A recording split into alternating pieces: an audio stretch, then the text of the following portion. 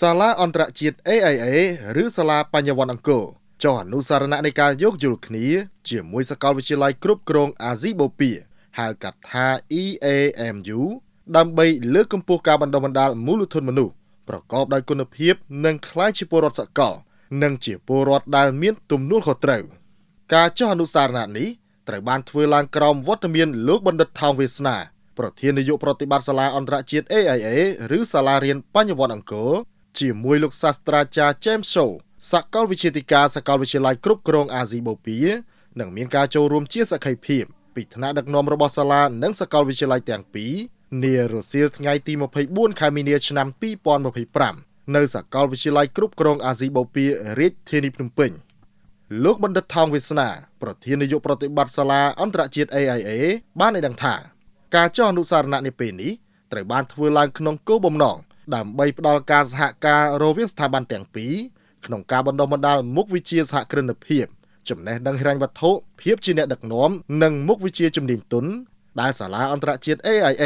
បានបង្រៀនដល់សិស្សានុសិស្សចាប់តាំងពីថ្នាក់ទី7រហូតដល់ថ្នាក់ទី12ហើយសាកលវិទ្យាល័យគ្រប់គ្រងអាស៊ីបូព៌ានឹងបន្តបំពេញបន្ថែមដល់សិស្សានុសិស្សនិងគ្រូបង្គោលរបស់សាលា AIA ផងដែរ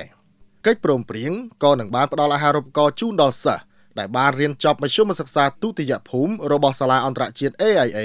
អាចបន្តការសិក្សានៅសាកលវិទ្យាល័យ EAMU និងការផ្ដល់ជូននូវការបញ្ចុះតម្លៃសម្រាប់លោកគ្រូអ្នកគ្រូបានបន្តសិក្សាបរិញ្ញាបត្រជាន់ខ្ពស់នៅសាកលវិទ្យាល័យ EAMU កិច្ចព្រមព្រៀងនេះក៏បានពង្រឹងឧត្តមភាពសិក្សាធិការទាំងការរៀននិងការបង្រៀនពង្រឹងសមត្ថភាពជាអ្នកដឹកនាំការគ្រប់គ្រងស្ថាប័នឲ្យមានប្រសិទ្ធភាពប្រកបដោយចីរភាពតាមរយៈកិច្ចព្រមព្រៀងនេះដែរក៏នឹងផ្ដល់ឱកាសឲ្យសិស្សានុសិស្សនៃសាលាអន្តរជាតិ AIA នឹងមានឱកាសសិក្សាថ្នាក់បរិញ្ញាបត្រចំនួន2ឆ្នាំនៅសាកលវិទ្យាល័យ EAMU និងសិក្សា2ឆ្នាំនៅប្រទេសអូស្ត្រាលីឬប្រទេសសិង្ហបុរីឬចក្រភពអង់គ្លេសឬក៏អាចសិក្សានៅសាកលវិទ្យាល័យ EAMU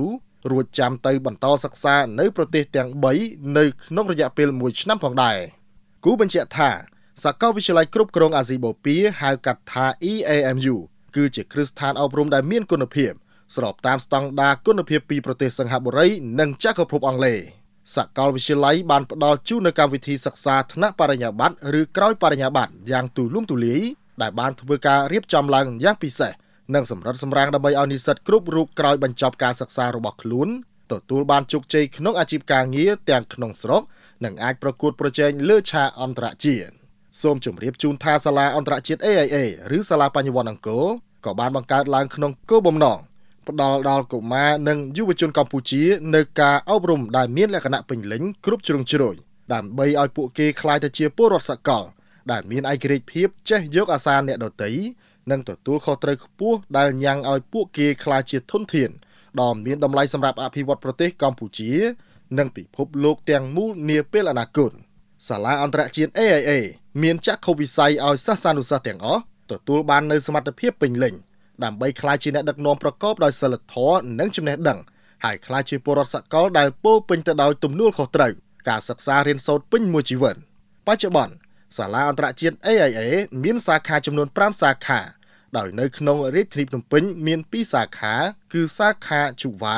និងសាខាបឹងត្របែកសាខានៅខេត្តកំពង់ឆ្នាំងសាខានៅខេត្តកំពង់ស្ពឺនិងសាខានៅក្រុងប៉ោយប៉ែតខេត្តបន្ទាយមានជ័យ